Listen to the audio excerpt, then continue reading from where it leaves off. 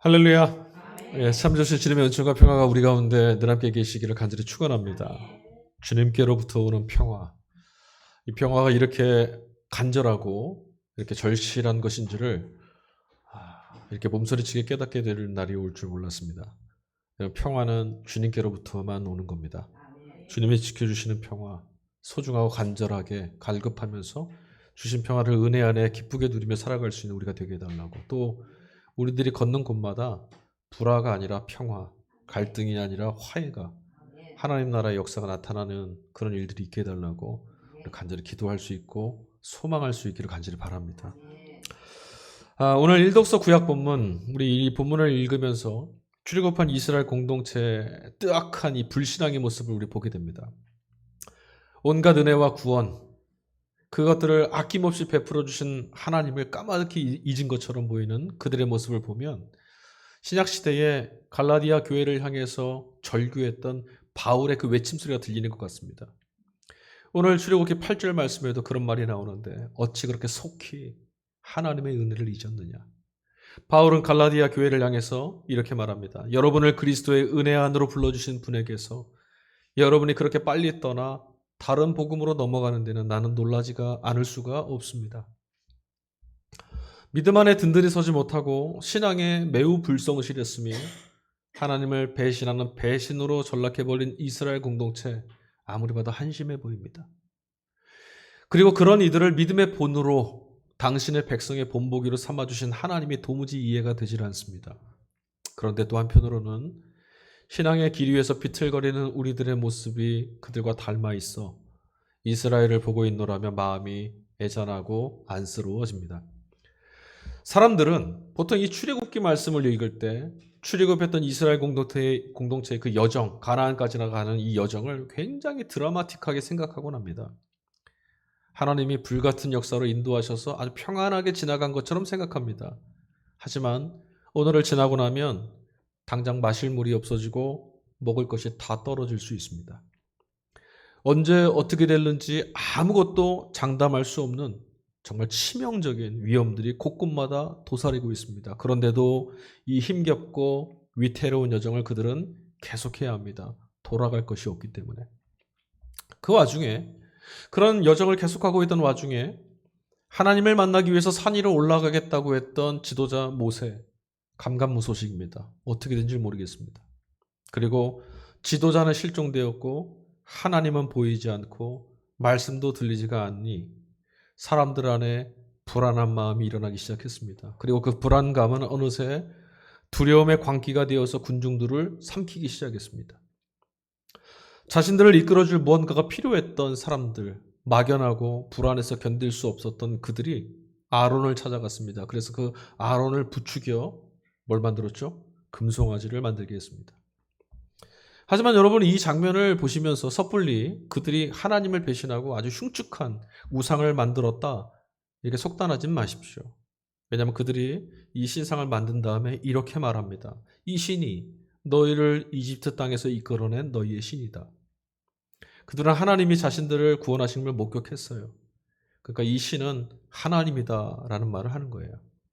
그들의 외침 속에서 지금 이스라엘 백성들이 다른 신을 믿겠다고 하는 것, 다른 우상을 섬기겠다라고 말한 거 아니라는 걸 우리는 엿볼 수 있습니다. 아론이 이 신상을 만든 다음에 제단 앞에 쌓아놓고 제단을 쌓고 뭐라고 말했냐면 내일 우리 주님의 절기를 같이 지킵시다. 그래서 화목제를 드려요. 그런 것들만 보아도 지금 이스라엘 백성들이 그저 자신들 눈에 보이는 하나님을 형상화하고 싶었을 뿐이라는 걸 알 수 있어요. 하나님이 안 보이시니까 너무 불안했어요. 그래서 뭔가 눈에 보이시는 모습으로 여기 계셨으면 하는 마음으로 이 송아지상을 만든 겁니다. 하지만 성경은 분명히 오늘 이 사건을 이스라엘 백성들이 우상 숭배에 떨어진 죄라고 엄하게 고발하고 있습니다. 실제로 이 사건 이후에 그들이 죽임을 당하죠. 위로 하늘에 있는 것이나 아래로 땅에 있는 것이나 땅 아래 물속에 있는 어떤 것이든지 그 모양을 본떠서 우상을 만들지 못한다. 지난주에 우리가 함께 읽었던 10계명, 제2계명을 어긴 거죠. 어떤 것으로도 형상을 만들면 안 된다. 그러니까 문제의 핵심은 뭐냐면 다른 신, 다른 종교를 믿는 게 아닙니다. 하나님을 형상화한 데 있는 겁니다.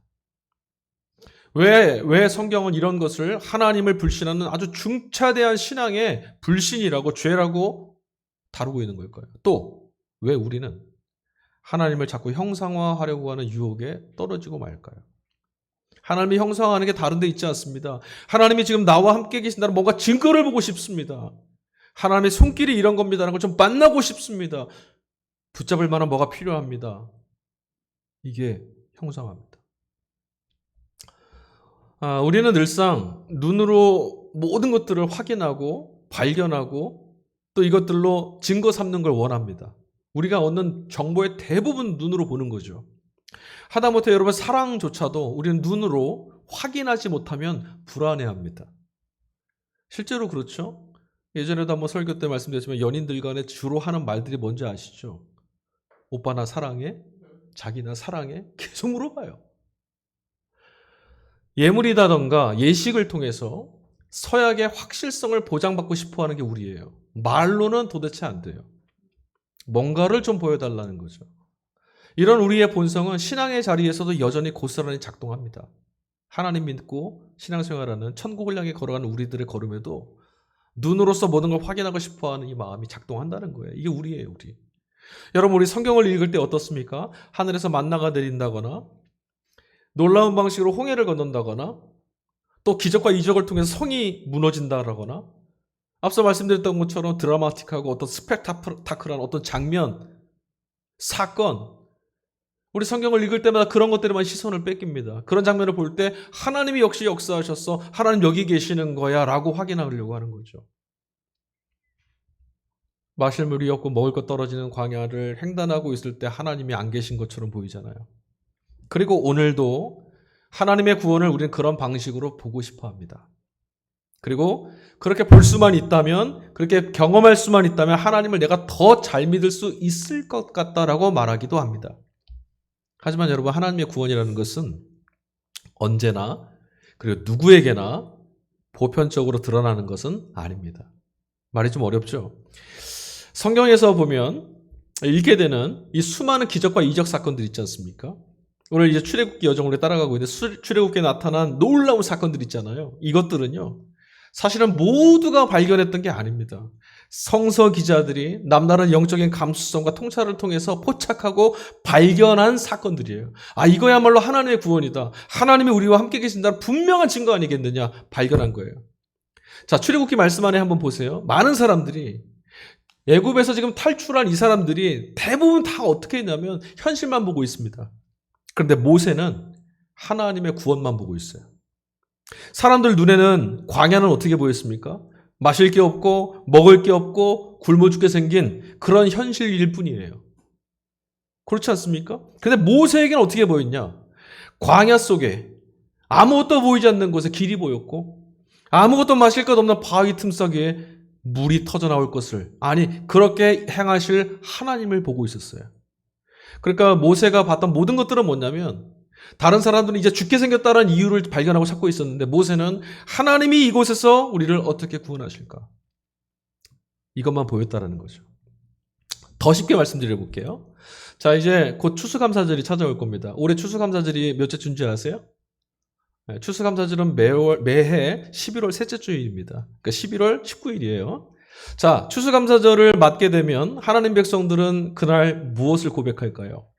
여러분 추수감사절에 뭐 고백하시겠어요? 올 한 해 모든 삶, 모든 걸음이 하나님의 은혜였습니다. 하나님의 도우심이었습니다. 라고 여러분 고백하실 겁니다. 그리고 그 고백을 하면서 우리 기뻐하고 감사할 겁니다.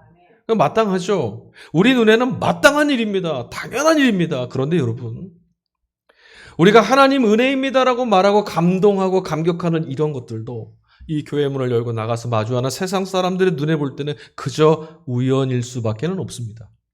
이거와 똑같은 거예요. 어떤 이들에게는 보이는 사건이고 어떤 이들에게는 들리는 사건이고 그렇지 못한 이들도 있다는 거죠. 이게 하나님 구원이에요.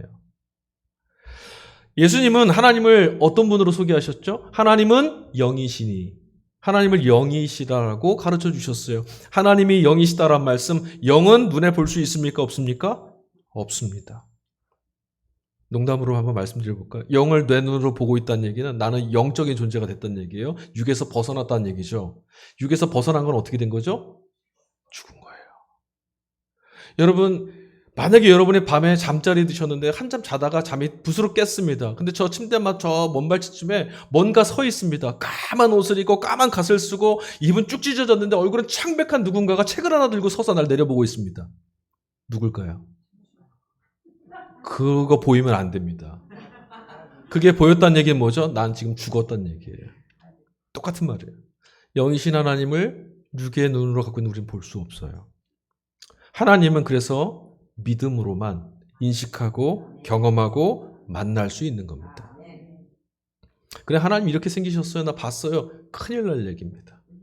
마찬가지로 여러분, 눈에 보이시지 않는 하나님의 구원도 눈으로 보는 방식으로는 볼 수 없습니다. 하나님의 구원은 지금 당장 볼 수 없다라는 거예요. 여러분, 지난 과거를 우리 감사절에 하나님의 은혜였습니다 고백하는 그 순간을 한번 돌이켜 보세요. 만약에 우리가 눈으로 하나님의 구원입니다, 하나님이 이렇게 일하시는 게 지금 여기 이겁니다라고 하게 된다면, 그런 방식으로 드러나는 거라면 여러분, 우리가 불안해하거나 염려하거나 두려움에 떨어질 일 따위는 없을 겁니다. 여기가 천국이죠. 우리는 그저 바람이 지나가고 난 뒤에야 이게 바람이구나, 바람이 있었구나 알게 돼요. 그것처럼 긴 어둠의 터널을 지나가고 난 이후에야 하나님의 은혜 안에 있었구나, 하나님이 나를 구원하셨구나를 실감할 수 있죠. 사실 생명에 필요한 가장 본질적인 것들은 다 이런 방식입니다. 여러분, 영생이라던가 천국, 성령, 예수 그리스도, 살아있음, 하루하루 성장하는 것, 하루하루 내가 죽음이 아닌 생명에 물들고 깃들고 잇대어 있다는 거 눈에 보이지 않죠. 뒤집어 말하면 아직 여기에서는 우리가 보지 못하는 것들이 많다라는 것, 아니 우리가 알 수 없는 것들이 많다라는 겁니다. 그런데 이걸 눈으로 볼 수 없는 게 너무 많은데 눈으로 보려고 하니까 문제가 되는 겁니다. 답답하죠. 안 보이거든요. 그러니까 문제가 되는 거예요. 자, 오늘 복음서 말씀, 마태복음 말씀인데요. 일독서엔 출애굽기 구약 본문하고 분위기가 좀 비슷합니다. 자, 오늘도 예수님은 누군가 사람들 앞에서 지금 말씀을 하고 계십니다. 유대교 지도자들인 제사장들, 백성들의 장로들, 바리새파 사람들, 이들에게 혼인잔치의 비유라고 하는 이야기 한 토막을 전해주고 계세요. 이 비유는 이렇게 시작합니다. 천국은 혼인잔치를 베푸는 임금 같다라는 말씀으로 시작하고 있어요. 자, 그럼 여러분, 지금 이 주님의 말씀에서 우리가 주목해야 될 건 뭘까요? 잔치입니까? 아닙니다. 분명 예수님이 뭐라고 말씀하셨냐면 천국은 혼인잔치를 베푸는 임금과도 같다라고 하셨어요. 그러니까 잔치가 아니라 우리가 주목해야 될 것은 임금입니다. 근데 우리 시선은 잔치에만 가 있거든요. 얼마나 아름다울까? 얼마나 풍성할까? 얼마나 맛있는 게 많을까? 아니에요. 꼭 기억하십시오. 천국은 혼인잔치를 베풀고 있는 임금과 같다. 그럼 그 임금이 어떤 모습인지, 그 임금이 무엇을 하고 있는지 우리 알아야 돼요. 자, 임금이 베푼 잔치, 임금이 베풀었으니까 아무나 초대하지는 않겠죠. 임금으로부터 초대를 받았다라고 할 정도면 만만한 사람은 아닐 겁니다. 아무나 초청받지 않았을 거예요. 그런데 오늘 말씀을 보니까 왕의 잔치에 초대받은 이 사람들의 반응이 좀 의외죠. 아니었어요? 기억 안 나세요? 자, 왕의 잔치를 받았는데, 초청을 받았는데요, 사람들 반응이 아주 시큰둥합니다. 어떤 사람은요, 초청을 받았는데도 자신의 일들을 하러 그냥 가요. 그냥. 심지어 어떤 이들은요, 왕이 보낸 이 소식을 초대를 하기 위해서 보낸 이 종들을 잡아다가 모욕 주기도 하고 심지어 죽였대요. 이 소식을 왕이 접해 들었습니다. 왕이 어떻게 하겠어요? 화나죠. 왕의 초대를 거부한 것도 고사하고 그 초대 소식을 알린 종들을 모욕하고 죽였다는 얘기는 왕을 모욕한 거란 말이에요. 왕이 대노했습니다. 자신의 군대들을 보내서 어떻게 했죠? 그들을 다 죽이고 도시를 불살라버렸어요. 진멸했대요. 아주 참혹한 이야기입니다. 그러니까 예수님의 비유 말씀은요, 너무 끔찍한 얘기예요, 지금. 이 이야기의 결말은, 이 비유 이야기의 결말은 지난주일 말씀하고 이어집니다. 여러분, 지난주 말씀 기억나세요? 복음서? 포도원 주인의 이야기.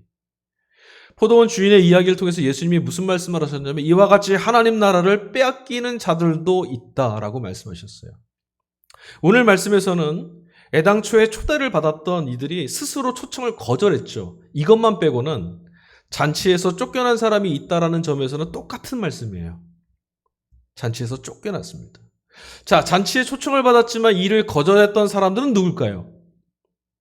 애당초에 왕의 잔치에 참석하기로 되어 있었는데 바쁜 일 있다고 싫다고 왕의 보낸 종들을 모욕하고 잔치를 거절했던 이들, 그들이 누구겠습니까? 너무 명백하죠. 지금 예수님과 대화하고 있는 사람들이에요.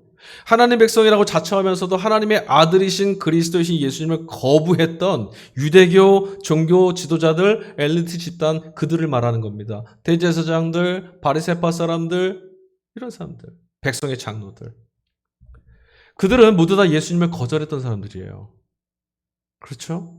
예수님을 거절했다라는 것을 성경은 뭐라고 해석하냐면 하나님 나라를 거절한 것과 같다라고 말합니다. 왜? 예수님은 하나님이시며 하나님 나라이시거든요. 다른 차원에서 살펴본다면 하나님 나라가 하나님 자체란 말이에요.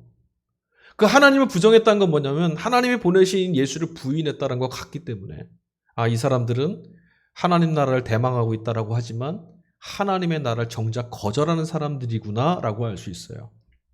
그래서 오늘 말씀에서 보면 임금의 잔치를 거절했다라고 말하고 있는 거죠. 하나님 나라를 이들이 거절했던 이 유대교 종교 지도자들이 예수 그리스도를 거절했던 하나님 나라를 거절했던 이유는 무엇일까요? 오늘 예수님 비유 말씀대로 하자면 그들의 이유는 거창한 데 있지 않습니다. 아주 이해 안 될 만한 이유가 있어요. 뭐였죠? 예수님 비유대로 하자면 밭일하러 가고 사업하러 가고 바쁜 일상 때문에 예수님을 거절했어요.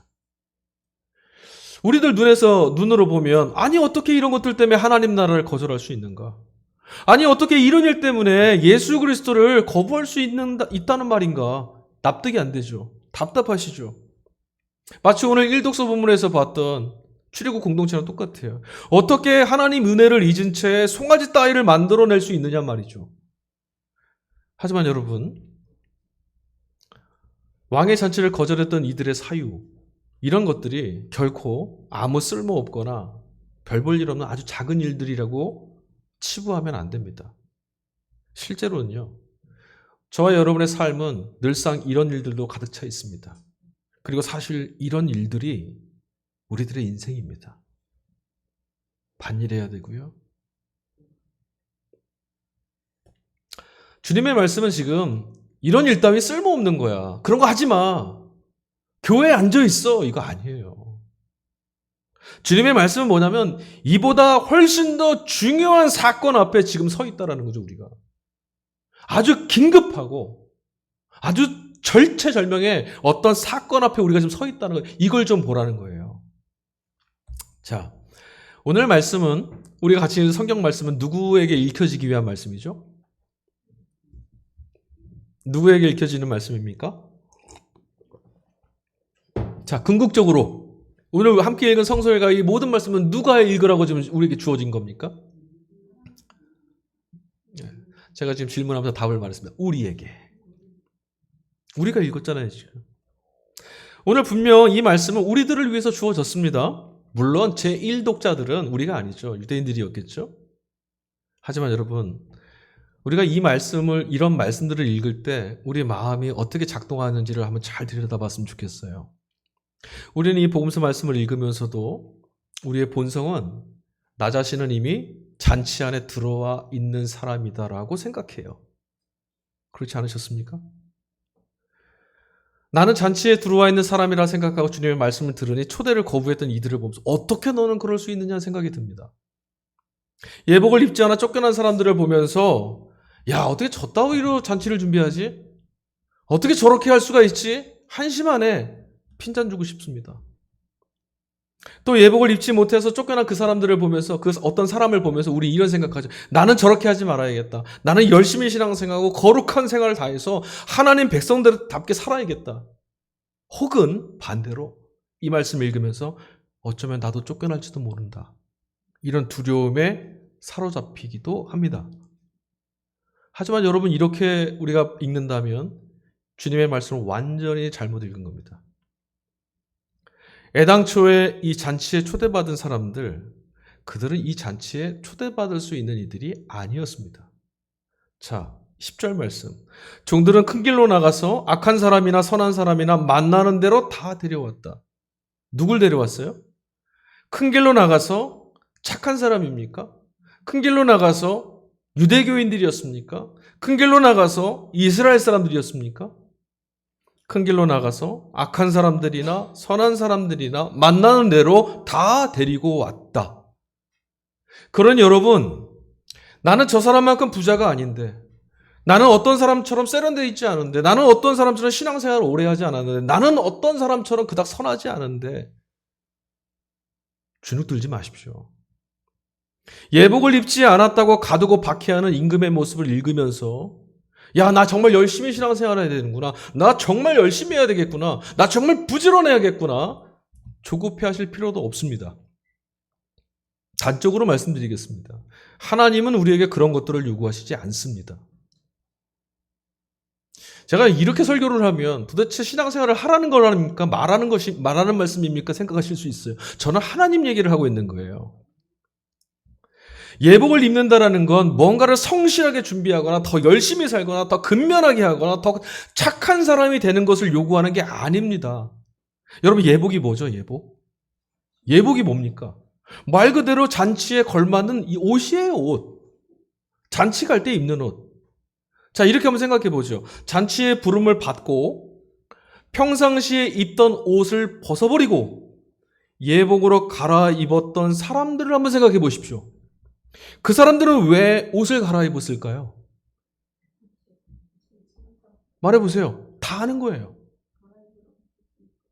갈아입으라고 한 사람은 없어요. 오늘 본문에. 왜 갈아입었을까요? 이 비유 말씀의 핵심이 바로 여기 있어요. 이들은 내가 지금 참여하게 된, 내가 초청받은 이 잔치가 얼마나 중요하고 얼마나 큰 가치를 갖는 것인지를 알았다는 거예요. 알았다는 거예요. 그러니까 이 옷으로는 안 되지 하고 갈아입은 거죠. 잔치에 참여할 것을 애당초 초청받았지만 거절했던 첫 번째 부류의 사람들이나 예복을 갖춰 입지 못해서 쫓겨났던 이 불행했던 한 사나이나 똑같은 사람입니다. 무엇이 똑같느냐? 자신들이 지금 누구에 의해서 초청을 받았는지, 누구에 의해 초대받은 잔치인지, 그리고 이 잔치가 얼마나 감격스럽고 얼마나 놀라운 것인지를 전혀 몰랐다라는 거죠. 가치를 모르니까 선택하지 않는 거예요. 가치를 알면 뺏어가려 해도 지켰을 겁니다. 근데 필요 없대요.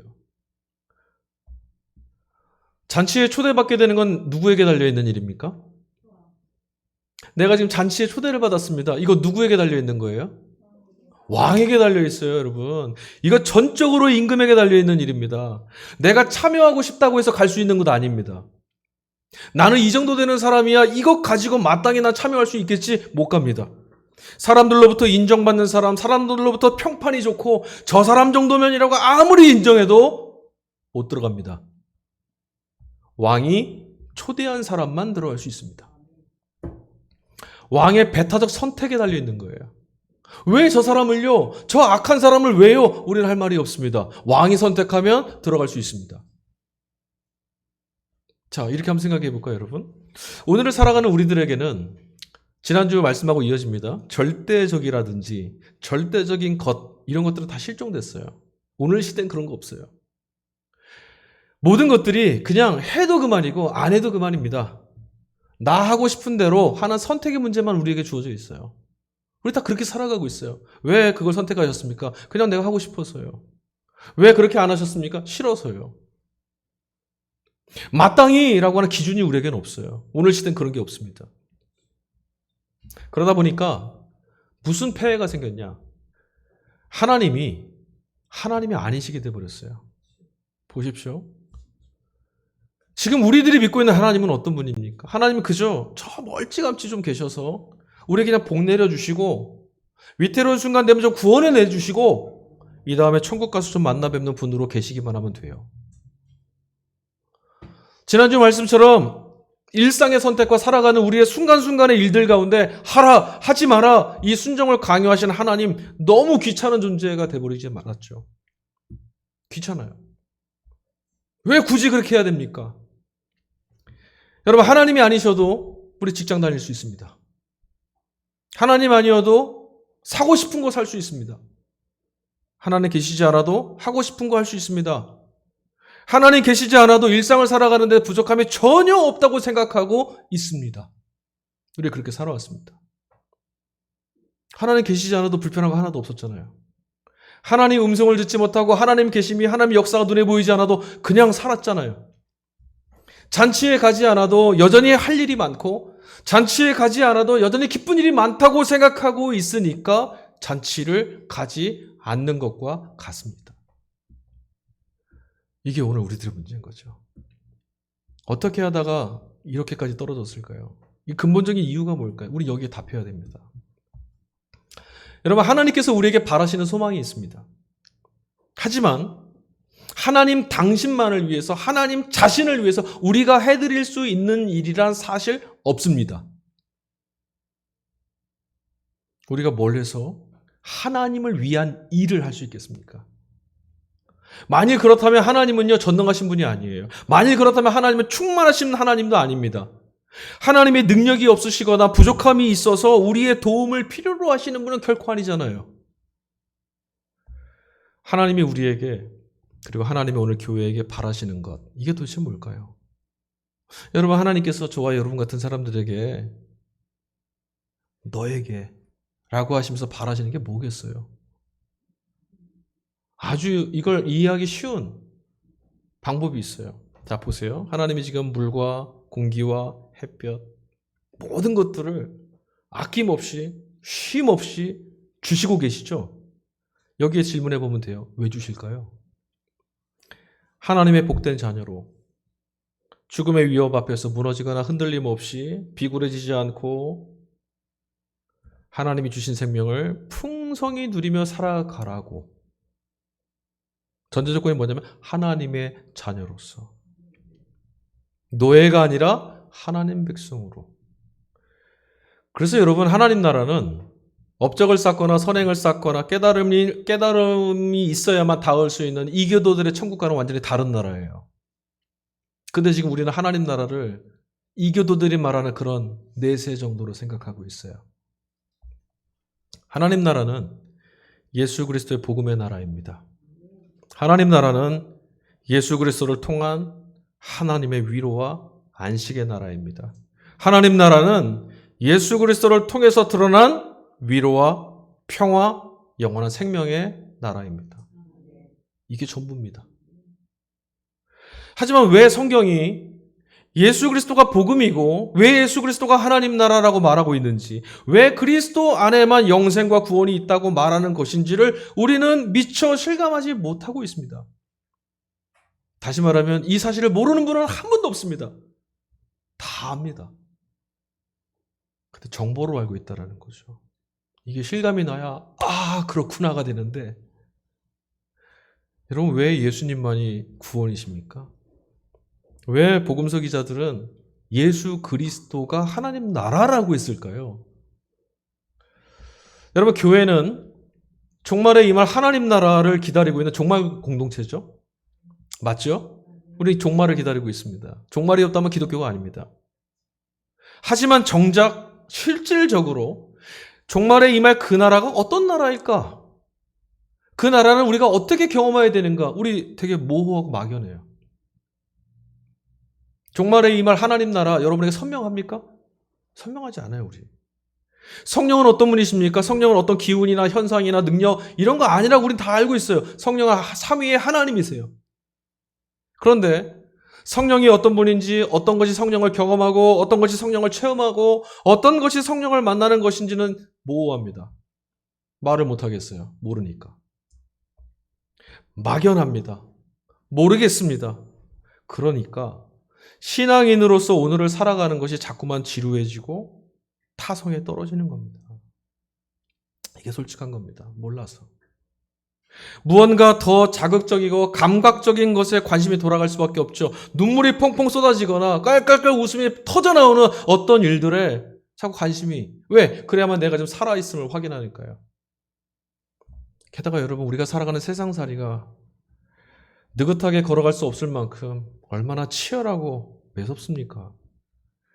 그러니 잔치의 기쁨, 잔치 안에서 얻을 수 있는 평화, 이런 거 잘 눈에 안 들어와요. 그저 잔치에 대한 소식을 들어도 이 잔치를 어떻게 들어갈 것이냐, 또는 어떻게 쫓겨나지 않을 것이냐, 이것만 자꾸 조급해지죠. 잔치의 기쁨을 잘 몰라요. 아침에 눈을 뜨고 마주하게 되는 세상. 여러분, 아침에 눈을 딱 떴을 때 마주하게 되는 하늘빛. 하루 세끼 식사를 하고 있는 것. 그것들을 내 손으로 들어서 입을 열고 삼킬 수 있다는 것. 그것이 내 안에서 소화가 되고 양분이 되어서 내 몸이 되고 어제와 또 다른 나를 만들어가고 변화되어져 가는 일들. 사랑하는 이들과 함께 대화할 수 있는 것. 두 발을 땅에다 딛고 지구가 끌어들이는 이 중력을 거스리는 이런 경험. 어느새 초록의 옷을 벗고 붉게 물들어가는 꽃들과 나무들을 바라보는 것. 맑고 상쾌해진 공기를 깊이 들여마실 때 그 가벼운 것들. 높고 청명해진 가을 하늘을 만나게 되는 일들까지도. 여러분, 피조세계 전체를 아우르고 계시는 하나님께서 나에게 주신 선물로 볼 수 있는 눈이 있다면 일상의 삶이란 건 기적입니다. 다른 건 더 바랄 게 없습니다. 어떻게 하나님의 손을 볼 수 있을지, 하나님의 숨결을 느낄 수 있을런지, 성령의 숨을 들이마시고 지쳐버린 내 영혼이 어떻게 하면 다시 살아날 수 있을런지, 그리고 어떻게 해야 그리스도 안에 있는 참 평화를 누릴 수 있을 것인지에 대해서 우리는 도무지 간절하지도 갈급하지도 않습니다. 돈으로 환산되는 감각과 쾌락에 길들여져 있다 보니까 다함이 없는 하나님의 사랑 안에서 맛볼 수 있는 평화, 이 평화를 느낄 수 있고 붙잡을 감각을 다 잃어버린 거죠. 자, 오늘 보십시오. 우리는 평화라는 이 단어를 추상적인 관념으로만 들어왔습니다. 평화 참 좋지. 근데 여러분, 지구 반대편에 우크라이나나 팔레스타인 땅에 죽음에 내몰려 있는 어떤 이들에게 평화는 사무친, 다른 그 무엇과도 바꿀 수 없는 아주 간절한 거거든요. 우린 평화의 가치를 몰라요. 가치를 모르니 생명을 찾지 않아요. 찾지 않으니까 얻을 수 없습니다. 얻을 수 없으면 죽습니다. 서신서 말씀은 바울 사도가 에베소 감옥에 갇혀 있을 때 빌립보 교우들에게 주었던 편지입니다. 바울 사도는 이 편지 안에서 오직 딱 한 가지만 이 빌립보 교우들에게 권면하고 있습니다. 가서 전도 많이 하시고요. 출석 잘 하시고요. 이거 아니고요. 딱 한 가지를 권면했어요. 빌립보서 4장 4절입니다. 주님 안에서 항상 기뻐하십시오. 다시 말합니다. 기뻐하십시오. 감옥에 갇혀있는 바울 사도의 유일한 딱 하나의 권면이었어요. 다시는 그들을 못 볼지 모릅니다. 근데 바울이 이 말을 하고 있어요. 항상 기뻐하라. 여러분, 이 말은 기쁘지 않은데도 억지로 기쁜 척하며 살아라 하는 말씀이 아닙니다. 성경을 자기계발서 정도로 읽는 건 곤란한 일이에요. 물론 어떤 상황에도 내가 기뻐해봐야지, 그런 노력 중요합니다. 그런 노력으로 삶을 좀 증진시킬 수도 있고요. 대견한 삶, 그럴 만한 사람으로 살아갈 수도 있습니다. 하지만 그런 방식으로는 벼랑 끝에 내몰리는 삶의 위기, 절망, 거기서 영원히 구원받는 경험을 할 수는 없습니다. 자신도 감옥에 있는 형편이면서도 바울 사도가 상심에 떨어져 있는 이 빌립보 교우들에게 기뻐하라라고 단언해서 말할 수 있었던 근거가 뭐냐는 거죠. 제정신이 아니었을까요? 그럼 이게 중요한 거예요. 다시 한번 읽어볼까요? 빌립보서 4장 4절. 주 안에서 항상 기뻐하십시오. 다시 말합니다. 기뻐하십시오. 여기에서 핵심 사건은 뭐죠? 바로 주 안에서입니다. 바울은 주 안에 있다라는 기쁨 때문에 살았어요. 그리고 그 기쁨을 위해서 그걸 얻으려고 또 달려갔습니다. 주 안에 있는 이 기쁨을 잃어버리고 싶지 않았어요. 살아있는 것 같았거든요. 그 기쁨이야말로. 그런데 여러분, 지금 저와 여러분이 바로 그분 안에, 그분이 우리 안에 계시다는 사실, 이 사실이 믿어지는 은혜가 부어지기를 간절히 축복합니다. 이게 기독교 신앙의 핵심입니다. 모세는 산 위에서 결국 내려왔습니다. 산 위에서 내려와서 밤낮을 새면서 결국 하나님 만나고 하나님이 주셨던 그 돌판을 그냥 집어 던지고 말았어요. 산 밑에서 벌어진 상황을 보면서 분노했기 때문이죠. 토악질이 날 만큼 역겨운 상황이 이 산 밑에 지금 벌어지고 있습니다.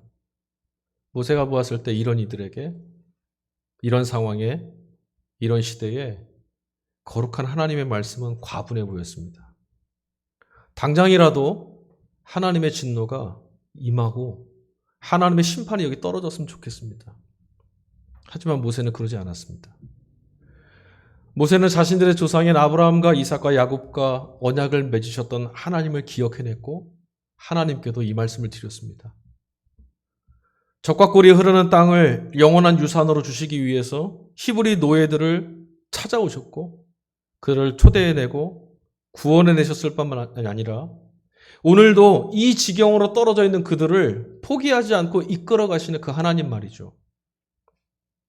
여러분, 구원이라는 것은 우리 자신의 능력이나 형편, 상황이 아니라 오직 그리스도 예수 안에만, 오직 그리스도 예수를 통해서만 구원하신 하나님 능력 안에만 담겨 있습니다. 오늘 우리도 종말의 날까지 이 약속 하나만 믿고 살아가는 사람들입니다. 구원은 하나님께만 있다는 사실.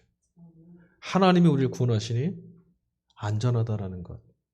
하나님께 모든 구원의 근거가 있으니 예수 그리스도라고 하는 그분, 길로 삼으신 그분을 믿고 나아가기만 하면 악한 자들이든 선한 자들이든 칭찬받는 자들이든 아니든 손가락질하는 자들이든 손가락질 받는 자들이든 모두 다 용납해 주시는 하나님 나라. 우리는 그 나라를 바라보고 있고 그 나라로 초대하시는 주님을 믿는 사람들입니다. 아멘. 이 시간 우리가 같이 찬양했으면 좋겠습니다.